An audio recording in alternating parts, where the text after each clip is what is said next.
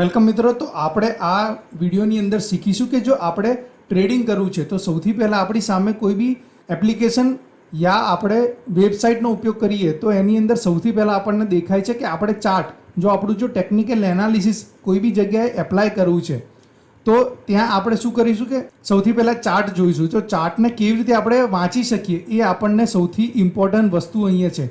તો આપણને એ સૌથી પહેલાં શીખવું જોઈએ કે ચાર્ટ કેવી રીતે વાંચી શકીએ. ચાર્ટની જો રીડિંગ એબિલિટી છે તો એ કેવી રીતે આપણે ઇમ્પ્રૂવ કરી શકીએ અને એનો ઉપયોગ કરીને આપણે બહુ સારા ટ્રેડર કેવી રીતે બની શકીએ એ અહીંયા આપણે જોઈશું. તો જ્યારે બી આપણે કોઈ બી આપણું વેબસાઇટ છે યા ફિર વેબ પોર્ટલ જે કહીએ, આપણે ધન ઉપયોગ કરતા હોઈએ યા અપસ્ટોક્સ ઉપયોગ કરતા હોઈએ યા ફિર ઝીરોધા ઉપયોગ કરતા હોઈએ, થોડાક મારા હિન્દી શબ્દો પણ કોઈ જગ્યાએ આવી જશે, તેના માટે માફી પહેલાં જ હું માગી લઉં છું, કારણ કે થોડાક ક્યાંક હિન્દી શબ્દો બી જોડે બોલાઈ જતા હોય છે. ઠીક છે. તો અહીંયા આપણે સૌથી પહેલાં એ જોઈશું કે જો આપણો ચાર્ટ છે તો એના પર સૌથી પહેલાં કઈ વસ્તુ અહીંયા આપણને જોવા મળે છે.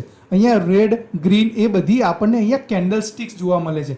આપણે અહીંયા જેપનીઝ કેન્ડલ સ્ટિક્સ રાખીશું અને એને કેવી રીતે આપણે રીડ કરી શકીએ, વાંચી શકીએ અને એમાં આપણને શું દર્શાવી રહ્યા છે, જે બાયર્સ અને સેલર્સ છે એ શું દર્શાવી રહ્યા છે એ આપણે અહીંયા સમજવાનો ટ્રાય કરીશું. તો સૌથી પહેલાં આપણને ખબર છે કે જો કેન્ડલ સ્ટિક છે તો એની પાછળની સાયકોલોજી શું છે. જો રેડ કેન્ડલ બને, જેને આપણે બિયરિશ કેન્ડલ પણ કહીએ છીએ, ઇંગ્લિશમાં બિયરિશ કેન્ડલ્સ મતલબ રેડ કેન્ડલ જે મંદી દર્શાવે છે. માર્કેટ જ્યારે નીચે જતું હોય ત્યારે અહીંયા આપણને ચાર્ટ ઉપર રેડ કેન્ડલ્સ દેખાય છે અને જ્યારે માર્કેટ ઉપર જતું હોય ત્યારે આપણને ગ્રીન, લીલા કલરની કેન્ડલ્સ દેખાતી હોય છે. તો આ કેન્ડલ્સની પાછળની સાયકોલોજી શું હોય છે, એમાં જે બાયર્સ અને સેલર્સ રહેલા છે એની સાયકોલોજી શું હોય છે એ આપણે અહીંયા સમજવાનો ટ્રાય કરીએ. તો આ જે જેપનીઝ કેન્ડલ સ્ટિક છે એ બને કેવી રીતે, એમાં કઈ રીતે એની જો ફોર્મેશન છે એ કેવી રીતે બને એ આપણે અહીંયા સમજીએ. તો જે આપણે સૌથી પહેલાં બિયરિશ કેન્ડલ છે તો એ કેવી રીતે બને કે ઓપન અહીંયા થાય. માર્કેટ જ્યારે બી કોઈ બી 5 મિનિટની કેન્ડલ, 10 મિનિટની કેન્ડલ, કોઈ બી કેન્ડલ છે એ અહીંયા ધારો કે ઓપન થઈ છે, ઠીક છે, તો પછી એના પછી શું થયું કે નીચે લઈ ગયા. માર્કેટ શું થાય છે કે અહીંયા જો સેલર્સ છે તો સેલર્સ નીચે લઈ જવાનો ટ્રાય કરે છે અને અહીંયાથી ફરીથી શું થાય છે કે બાયર્સ છે અને ઉપર લઈ જવાનો ટ્રાય કરે છે અને બાયર્સ અહીંયા સુધી ઉપર લઈ જાય છે. ફરીથી અહીં સેલર્સ ટ્રાય કરે છે કે આને નીચે ધકેલે અને અહીંયાથી ફરીથી જે બાયર્સ છે એને ઉપર ધકેલવાનો ટ્રાય કરે છે. અને આ વસ્તુ 5 મિનિટની કેન્ડલ, 10 મિનિટની કેન્ડલ, એ બધી કેન્ડલ જો આપણે જોઈએ તો 5 મિનિટની, 10 મિનિટની કેન્ડલમાં આ વસ્તુ અહીંયા થતી હોય છે કે જો સેલર્સ છે એ નીચે લઈ જવાનો ટ્રાય કરે છે અને જે બાયર્સ છે એ ઉપર લઈ જવાનો ટ્રાય કરે છે. તો અહીંયા જે બિયરિશ કેન્ડલ છે તો ઓપન અહીંયા થાય છે, ઠીક છે, અહીંયા ઓપન થાય છે અને જો સેલર્સ છે એ નીચે છે અહીંયા સુધી લઈ જાય છે તો આ એક લો બને છે.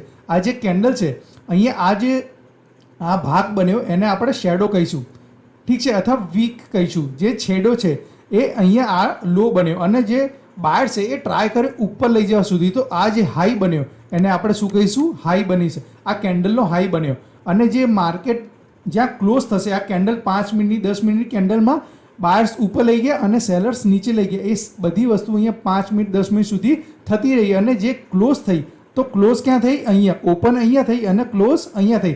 ધારો કે આપણે સમજીએ કે કોઈ બી 100 રૂપિયાની વસ્તુ છે એ આપણે 95 વેચીએ, આપણે 100 ખરીદી અને 95 વેચી, તો એ નીચે આપણે હંમેશા ક્લોઝ થાય. મતલબ અહીંયા આપણે 100 રૂપિયાથી ઓપન થઈ હતી પણ ક્લોઝ ક્યાં થઈ, 95 રૂપિયા, તો નીચે ક્લોઝિંગ આવ્યું.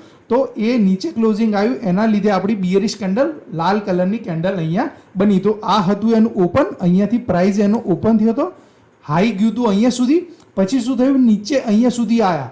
જો સેલર છે એ નીચે અહીંયા સુધી લઈ ગયા પણ જો બાયર છે એ ઉપર લઈ જઈને હાઈ સુધી લઈ ગયા હતા, પણ ફરીથી સેલર્સ અહીંયાથી હાવી થયા અને નીચે ક્લોઝ ક્યાં થયું, 5 મિનિટની કેન્ડલ, 10 મિનિટની કેન્ડલ, કોઈ બી કેન્ડલો એ ક્લોઝ ક્યાં થઈ, અહીંયા થઈ. ઓપન અહીંયા ઉપર થઈ હતી પણ ક્લોઝ ક્યાં જઈને થઈ, આ નીચે અહીંયા જઈને ક્લોઝ થઈ, જેના લીધે આપણી આ બિયરિશ કેન્ડલ, રેડ કેન્ડલ આપણને લોકો દેખાય, ઠીક છે. તો આ રીતે બને છે આપણી બિયરિશ કેન્ડલ. તો અહીંયા ઓપન થયું, ઉપર ગયું, હાઈ બનાવ્યો, બાયર્સ અહીંયા ઉપર સુધી લઈ ગયા પણ નીચે ક્લોઝ ક્યાં થયું, અહીંયા જઈને ક્લોઝ થયું. ઓપન અહીંયા થયું હતું, ક્લોઝ નીચે થયું, જેથી આપણને આ રેડ કેન્ડલ જે બિયરિશ કેન્ડલ છે એ દેખાય, ઠીક છે. તો આ શેડો આપણે ગણીએ છીએ. જો નીચે અહીંયા સુધી લઈ ગયા, લો સુધી, એના શેડો, લોઅર શેડો કહીશું અને ઉપર જ્યાં સુધી લઈ ગયા એને આપણે અપર શેડો અથવા અપર વીક બી કહી શકીએ છીએ.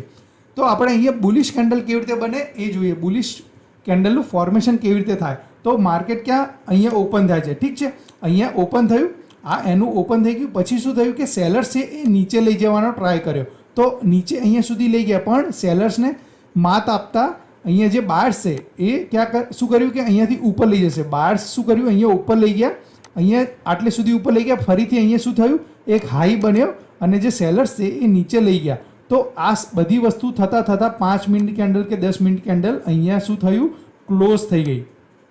અહીંયા ઓપન થઈ હતી પણ ક્લોઝ ક્યાં થયું, અહીંયા જો બાયર્સ છે અહીંયા ઉપર સુધી લઈ ગયા હતા, હજી હાઈ બન્યો ત્યાં સુધી લઈ ગયા હતા, પણ ત્યાંથી ફરીથી સેલર્સ ક્યાં શું કર્યું કે નીચે લઈ ગયા.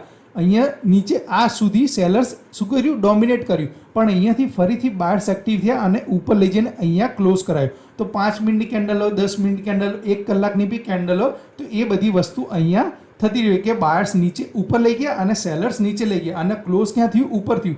આપણે કોઈ બી વસ્તુ 95 રૂપિયા ખરીદી હોય અને 100 રૂપિયા વેચીએ તો હંમેશા ક્યાં ઉપર જઈને એ ક્લોઝ થાય. તો અહીંયા 95 રૂપિયા ખુલ્યું હતું પણ ક્લોઝ ક્યાં થઈ, 100 રૂપિયા, તો એ ઉપર જઈને ક્લોઝ થાય. તો આ રીતે આપણી બુલિશ કેન્ડલ અહીંયા ફોર્મ થાય છે. તો એ જ વસ્તુ અહીંયા જોઈ છે કે ઓપન અહીંયા થયું અને ક્લોઝ ક્યાં થયું, અહીંયા ઉપર જઈને.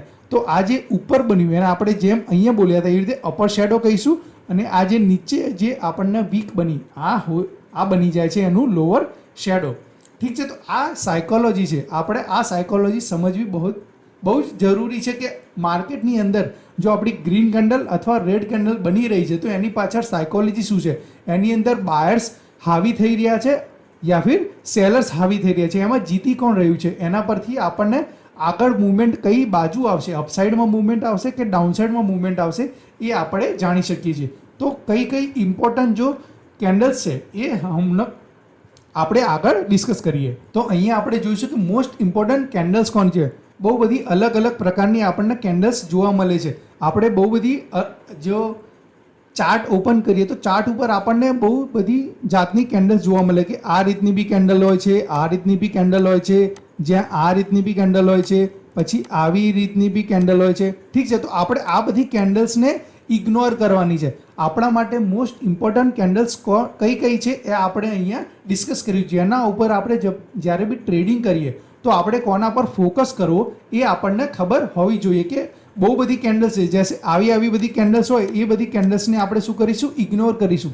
આ બધી કચરો કેન્ડલ્સ છે, ઠીક છે. તો આ બધી કેન્ડલ્સને આપણે ધ્યાનમાં નહીં લઈએ અને જ્યારે બી ટ્રેડિંગમાં આપણે બ્રેકઆઉટ યા ફિર બ્રેકડાઉનની એન્ટ્રી કરીશું તો કઈ કેન્ડલ્સને આપણે ધ્યાનમાં રાખીને એન્ટ્રી કરીશું એ બધું હમલોગ આપણે અહીંયા શીખીશું, ઠીક છે. તો સૌથી પહેલાં આપણી મારુબોઝુ જે કેન્ડલ છે એ અહીંયા સૌથી બેસ્ટ અને ઇમ્પોર્ટન્ટ કેન્ડલ છે. કેમ? કારણ કે આ કેન્ડલની અંદર જો આપણે રેડ મારુબોઝુ જોઈએ અથવા ગ્રીન મારુબોઝુ જોઈએ તો આની અંદર સાયકોલોજી શું છે કે જ્યારે બી રેડ મારુબોઝુ બને તો એ એવા ટાઈમ પર બનતી હોય છે જ્યારે પેનિક સેલિંગ ચાલતું હોય. માર્કેટની અંદર શું થાય છે કે જેવું અહીંયાથી ઓપન થઈ આ કેન્ડલ અને એમાં પેનિક સેલિંગ એટલું જ્યાદા આવ્યું કે એની અંદર જો બાયર્સ છે એ ઉપર જ ના લઈ જઈ શક્યા, બાયર્સ અહીંયા ડોમિનેટ કરી જ ના શક્યા. અગર જો બાયર આની અંદર ઇન્ટરેસ્ટેડ હોત તો આપ લોકોને અહીંયા કોઈ બી એક જાતની વીક દેખાત, માર્કેટને ઉપર લઈ જવાનું આપ લોકોને દેખાત. પણ અહીંયા શું થયું છે કે જેવું અહીંયાથી ઓપન થયું તેવું જ માર્કેટ ડાઉનસાઇડ માટે બહુ જ નીચે લઈ ગયા છે, ઠીક છે. જો સેલર્સ એવો અહીંયા બહુ જ ડોમિનન્ટ છે, જે સેલર્સ છે બહુ હાવી છે, તો અહીંયાથી જેવું ઓપન થયું એવું જ અહીંયા એનો હાઈ બન્યો, ઠીક છે. અહીંયા આપણને કોઈ બી વીક નહીં જોવા મળતી. તો માર્કેટ જેવું ઓપન થયું ત્યાંથી જ સેલર્સ છે એ ડોમિનન્ટ પોઝિશનમાં હતા અને માર્કેટ જ્યાં સુધી ક્લોઝ ના થયું, આ ક્લોઝ અને એનો લો બંને સેમ હોય છે. જે મારુબોઝુ હોય છે એ રેર કેન્ડલ છે, બહુ જ રેર કેન્ડલ, કારણ કે આની અંદર આપણું જે ઓપન છે એ જ હાઈ હોય છે અને જ્યાં સુધી ક્લોઝ ના થાય, ઠીક છે, ત્યાં આપણો લો બને છે. એટલે માર્કેટ ત્યાં એનાથી નીચે જઈને ઉપર આવ્યું જ નથી, મતલબ સેલિંગ એટલું પેનિક સેલિંગ આપણને એની અંદર જોવા મળે છે. તો આપણી જો રેડ મારુબોઝુ છે એ સ્ટ્રોંગેસ્ટ બિયરિશ કેન્ડલ અહીંયા જોવા મળે છે. અને જ્યારે બી ઓપન થાય માર્કેટ જેવું અહીંયા ઓપન થયું, ગ્રીન મારુબોઝુમાં કેવું હોય છે કે જ્યારે માર્કેટ અહીંયાથી ઓપન થયું ત્યારે જ એટલું એગ્રેસિવ બાઇંગ કોઈ સારી ન્યૂઝના લીધે માર્કેટમાં એટલું એગ્રેસિવ બાઇંગ્સ, જો બાયર્સ એવો એટલા એગ્રેસિવ હોય છે તો જે એનો ઓપન છે એ જ એનો લો બન્યો, અહીંયા આપણને નીચે ક્યાંય પણ વીક નહીં જોવા મળે. અગર વીક જોવા મળતી તો સેલર્સ ઇન્ટરેસ્ટેડ હોય એવું આપણે અહીંયા માની શકીએ, પણ અહીંયા કોઈ બી જાતની આપણને વીક જોવા મળતી નથી. તો અહીંયા કોઈ બી જાતની આપણે અહીંયા વીક જોવા ના મળી. અને માર્કેટ જ્યારે ક્લોઝ થયું, આ જે કેન્ડલ છે એ ક્લોઝ થઈ, તો જે આનું ક્લોઝ હતું એ જ અહીંયા હાઈ બન્યું. મતલબ અહીંયાથી ઉપર જઈને નીચે આવે એવું કોઈ અહીંયા ટાઈમ જ ના આવ્યો કે જો સેલર્સ છે એ નીચે ધકેલે. અહીંયા એટલું એગ્રેસિવ બાઇંગ થયું, બાયર્સ એટલા એગ્રેસિવ હતા કે જ્યારે ઓપન થયું અને જ્યારે ક્લોઝ થયું ત્યાં સુધી એની અંદર એ કેન્ડલની અંદર બાઇંગ જ થતી રહી. તો આ મારું બાજુ જ્યારે પણ બને ત્યારે બહુ રેર કિસ્સામાં જ બનતી હોય છે. તો જ્યારે બી રેડ કેન્ડલ બને તો સમજી લો કે ત્યાં સ્ટ્રોંગેસ્ટ બિયરિશ મોમેન્ટમ છે, એટલે માર્કેટ મંદીની તરફ બહુ ફાસ્ટ જઈ રહ્યું છે. અથવા જ્યારે બી મારું બાજુ ગ્રીન મારું બાજુ બને તો માની લો કે માર્કેટમાં બહુ એગ્રેસિવ બાઇંગ, મતલબ અપસાઇડમાં બહુ જ સારી એવી મૂવમેન્ટ આપ લોકોને આગળના ટાઈમમાં જોવા મળી શકે છે. ઠીક છે, તો આ મારું બાજુ છે એ બહુ જ રેર કિસ્સામાં બનતી જોવા મળે છે. એના પછી આપણે જોઈશું કે હેમર ક્યારે બને છે કે માર્કેટ શું કરે છે કે એક ટાઈમે પડતું આવે છે, માર્કેટ નીચે પડતું આવે છે, પણ આપણો એક સપોર્ટ એરિયા હશે જે જગ્યાએ અહીંયા શું બને છે, હેમર બને છે. અને એ હેમર બન્યા પછી અહીંયા થોડાક ટાઈમ પછી શું કરે છે, માર્કેટ અપસાઇડમાં મૂવમેન્ટ કરે છે. તો અહીંયા જે આપણી ડાઉનસાઇડવાળી મૂવમેન્ટ હતી એ અહીંયા રિવર્સ થઈ ગઈ. જ્યારે બી હેમર આપણા સપોર્ટની આસપાસ બનતું દેખાય, સપોર્ટની આસપાસ જ્યારે બી હેમર બને ત્યારે એના પછી અગર એની ઉપર સસ્ટેન કરી જાય તો ત્યાંથી આપણને અપસાઇડની મૂવમેન્ટ જોવા મળી શકે છે. માર્કેટ ડાઉનસાઇડમાં પડતું આવી રહ્યું હતું, પરંતુ સપોર્ટની આસપાસ જ્યારે હેમર બનતી આપણને દેખાય અને એના પછી એ સસ્ટેન કરી જાય જો લેવલ, તો ત્યાંથી આપણી જો ડાઉનસાઇડની જે મૂવમેન્ટ હતી એ અહીંયાથી રિવર્સ થઈ શકે છે અને ત્યાંથી હેમર બન્યા પછી ઉપરની સાઈડ આપણું જો અપમૂવ છે એ અહીંયા સ્ટાર્ટ થઈ શકે છે. તો રિવર્સલ આ પેટર્નમાં જો હેમર બનતી હોય તો બહુ જ ઉપયોગી આપણને બની શકે છે અહીંયાથી ટ્રેન્ડ રિવર્સલ માટે. ઠીક છે, એવી જ રીતે અહીંયા શૂટિંગ સ્ટારમાં કેવું હોય છે કે માર્કેટ શું કરે છે, અપસાઇડમાં મૂવમેન્ટ બતાવતું હોય છે, માર્કેટ અપસાઇડમાં જતું હોય છે, પણ આપણો એક રેઝિસ્ટન્સ એરિયા હશે, એ રેઝિસ્ટન્સ એરિયાથી શું કરે છે, શૂટિંગ સ્ટાર બને છે અને ત્યાંથી માર્કેટ શું કરે છે, ડાઉનસાઇડમાં આવે છે. માર્કેટ અહીંયા અપસાઇડમાં જતું હતું, પણ એક રેઝિસ્ટન્સ એરિયા હશે આપણો. આપણે સપોર્ટ અને રેઝિસ્ટન્સ બહુ સારી રીતે આગળ સમજીશું, પણ અહીંયા આપણે એક વસ્તુ ખાલી સમજીએ કે એક રેઝિસ્ટન્સ એરિયા હતો જ્યાંથી માર્કેટ શું કરે છે, ડાઉનસાઇડમાં આવે છે. અહીંયા શું થાય છે કે સેલર હેવી થાય છે, સેલર છે એ હાવી થાય છે. માર્કેટમાં જો બાયર્સ શું કર્યું, ઉપર અહીંયા સુધી લઈ ગયા, બાયર્સ અહીંયા ઉપર સુધી લઈ ગયા, પણ સેલર્સ એટલા બધા એગ્રેસિવ હતા કે નીચે લઈ જઈને અહીંયા ક્લોઝ કરાવ્યું. અહીંયા ઓપન થઈ હતી પણ ક્લોઝ ક્યાં, નીચે જઈને કરાવ્યું. જશે આપણે આગળ જોયું હતું કે ઓપન અહીંયા થયું હતું પણ ક્લોઝ અહીંયા કરાવ્યું. મતલબ અહીંયા એગ્રેસિવ કોણ છે, સેલર્સ એગ્રેસિવ છે. મતલબ જો રેઝિસ્ટન્સ છે ત્યાંથી સેલર્સ એગ્રેસિવ થયા, તો અહીંયાથી જ્યારે પણ આ જો શૂટિંગ સ્ટાર બન્યું એની નીચે સસ્ટેન કરી જાય તો માર્કેટ શું કરે છે, ડાઉનસાઇડ અહીંયા આપ લોકોને મૂવમેન્ટ દેખાઈ શકે છે. તો આ પણ એક રિવર્સલ પેટર્ન તરીકે આપ લોકોને ઉપયોગી થઈ શકે છે. માર્કેટ શું કરી રહ્યું હતું, અહીંથી અપસાઇડ જઈ રહ્યું હતું પણ રેઝિસ્ટન્સ ફેસ કર્યો અને પછી અહીંયા શું થયું કે ટ્રેન્ડ રિવર્સ થઈ ગયો. જે અપટ્રેન્ડમાં હતું માર્કેટ તમને ડાઉનસાઇડની મૂવમેન્ટ અહીંયા દેખાવી શકે છે. ઠીક છે, તો આ થઈ જાય છે હેમર અને શૂટિંગ સ્ટાર. પછી જેવી રીતે આપણે આગળ વાત કરી કે આપણે સૌથી ઇમ્પોર્ટન્ટ વસ્તુ એ છે કે નાની જે કેન્ડલ્સ છે જેની અંદર આપણને બોડી પાર્ટ બહુ ઓછો દેખાય છે, આવી કેન્ડલ્સ જે છે જેની અંદર આપણને બોડી પાર્ટ બહુ ઓછો દેખાય છે, એ બધી કેન્ડલ્સને આપ લોકોએ ઇગ્નોર કરવાની છે. અને આપણે ઇમ્પોર્ટન્ટ કઈ છે કે જેમાં 80% બોડી પાર્ટ હોય, આ 80% બોડી પાર્ટવાળી કેન્ડલને જ આપણે શું કરીશું, કન્સિડર કરીશું. જે જગ્યાએ આપણને જે વીક અને આપણે જે શેડો કીધો, આ જે શેડો છે એ શેડો આપણને બહુ નાનો દેખાય એવી જ કેન્ડલને આપણે શું કરીશું, કન્સિડર કરીશું, જેથી આપણા જો ટ્રેડ છે એ સક્સેસફુલ જાય.